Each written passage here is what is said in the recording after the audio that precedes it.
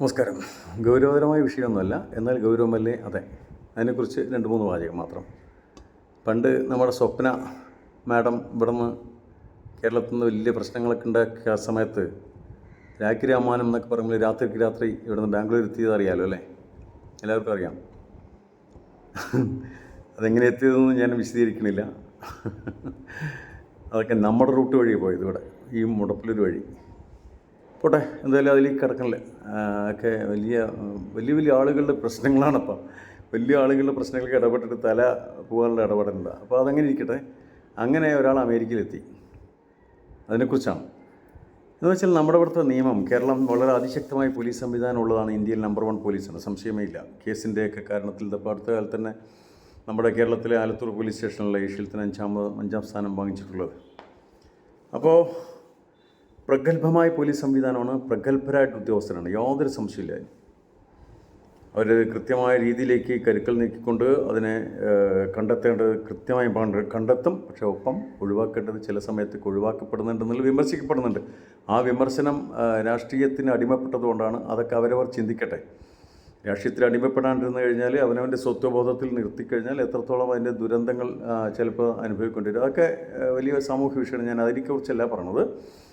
ഈ പറഞ്ഞ ദിവ്യ ഉണ്ണിയുടെ സംഘാടനത്തിൽ, അല്ലെങ്കിൽ സംഘാടനത്തിൻ്റെ ആളുകൾ വേറെ ആണെങ്കിലും, ദിവ്യ ഉണ്ണി പ്രധാന നർത്തകിയായിട്ടുള്ള ലക്ഷക്കണക്കിന് രൂപ പിരിച്ചു വെച്ചിട്ടുള്ള സംഭവം, 12,500 ആളുകൾ പങ്കെടുത്തിട്ടുള്ള ഈ ഒരു ഡാൻസ് പരിപാടി, കലൂരിൽ നടന്ന ഡാൻസ് പരിപാടിയിൽ ബഹുമാനപ്പെട്ട MLA ഉമാ തോമസ് വീണു. പരിക്ക് പറ്റി. അവർക്ക് എത്രയും പെട്ടെന്ന് അസുഖം അല്ലെങ്കിൽ അവരുടെ പരിക്കുകൾ ഭേദമായി പുറത്തു വരട്ടെ എന്ന് നമുക്ക് പ്രത്യാശിക്കാം. വീണതിന് ശേഷം ഡാൻസ് തുടരുകയാണ് ചെയ്തത്. ഒരു സ്ത്രീയാണ് വീണത്. അവിടെ മുഴുവൻ സ്ത്രീകളാണ് അവിടെ കളിച്ചുകൊണ്ടിരുന്നത് ഡാൻസ് എന്നും കൂടി ഓർക്കണം. അപ്പോൾ അത് തുടർന്നു. ഗിന്നസ് കിട്ടാതിരിക്കുക ചെയ്യട്ടെ. എന്താണെങ്കിലും ആ ഗിന്നസ് അവാർഡ് അതിനകത്ത് ചോരയുടെ മണമുണ്ടാവും, ഒരു ഡൗട്ടും വേണ്ട. കാരണം അത് ആ സ്റ്റേജിലുള്ള ഉദ്ഘാടക സമയത്തുണ്ടായിരുന്ന ഒരു MLA വീണ് പരിക്ക് പറ്റി കിടക്കുമ്പോൾ യാതൊരു വിഘ്നങ്ങളുമില്ലാതെ എടുത്ത് വാങ്ങിച്ച ആ ഒരു ഡാൻസ് പരിപാടി കുറേ നേരം നിർത്തിയിട്ട് അതിൻ്റെ അനിശ്ചിതത്വത്തെക്കുറിച്ച് മാറിയതിന് ശേഷം ആയാൽ മതിയായിരുന്നു. എന്താണെങ്കിലും എന്താ, അങ്ങനെ നിർത്താതെ ആ പരിപാടികൾ തുടർന്നതിന് ശേഷം എന്താ അവാർഡ് കിട്ടിയാലും കാര്യമൊന്നുമില്ല. ഓക്കെ, ഞാൻ പറഞ്ഞു വരുന്നത് മറ്റൊന്നു കൂടിയാണ്. അങ്ങനെ അത് കഴിഞ്ഞു.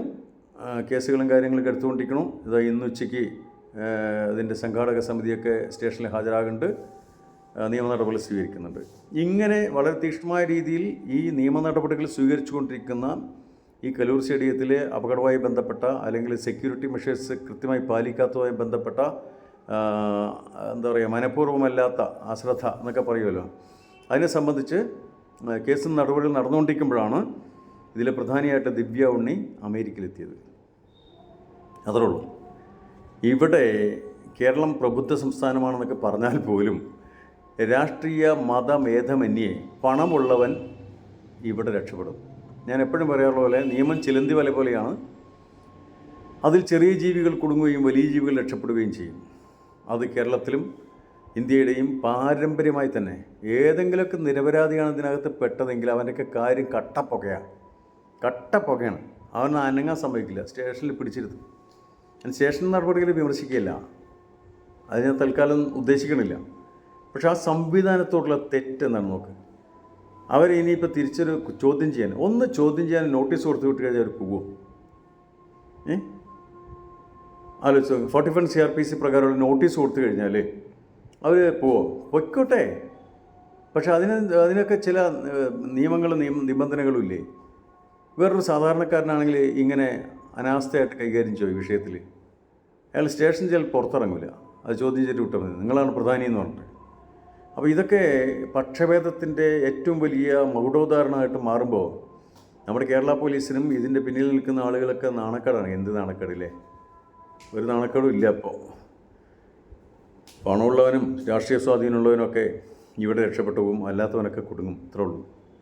ഏതെങ്കിലുമൊക്കെ പാവപ്പെട്ടവൻ്റെ കാര്യമാണെങ്കിൽ അതോടെ കഴിഞ്ഞു. ആലോചിച്ച് നോക്ക്.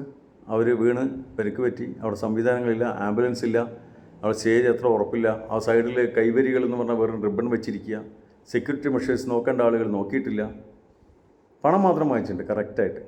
ആ വന്നവരോടും ആ ഡാൻസ് കളിക്കാൻ വന്നവരോടും അവരുടെ രക്ഷിതാക്കളെ കാണാൻ വന്ന രക്ഷിതാക്കളോടും അടക്കം പണം കൃത്യമായി എണ്ണി വാങ്ങിച്ചിട്ടുണ്ട്. സെക്യൂരിറ്റി മെഷേഴ്സ്, പോലീസ് സംവിധാനം, ഇതൊക്കെ വളരെ കുറവായിരുന്നു. അപ്പോൾ അതിലൊക്കെ മഹാമോശമായി എന്നൊന്ന് പറയാൻ വേണ്ടിയിട്ടാണത്. കാരണം ഒരു MLA അല്ലേ, രാഷ്ട്രീയം ഏതോ ആയിക്കോട്ടെ, സ്ത്രീയല്ലേ. അപ്പോൾ ഒരു വീണതിന് ശേഷം അതിൻ്റെ പ്രധാന സംഘാടകരിലും അല്ലെങ്കിൽ അതിൽ വിഷയത്തിൽ ഉൾപ്പെട്ടിട്ടുള്ള ആൾ വളരെ ഈസിയായിട്ട് ഒഴിഞ്ഞുകൊണ്ട് അമേരിക്കയിൽ പോവുക. ഇതൊക്കെ പറയാതിരിക്കാൻ വയ്യ, പറഞ്ഞിട്ട് കാര്യമില്ല.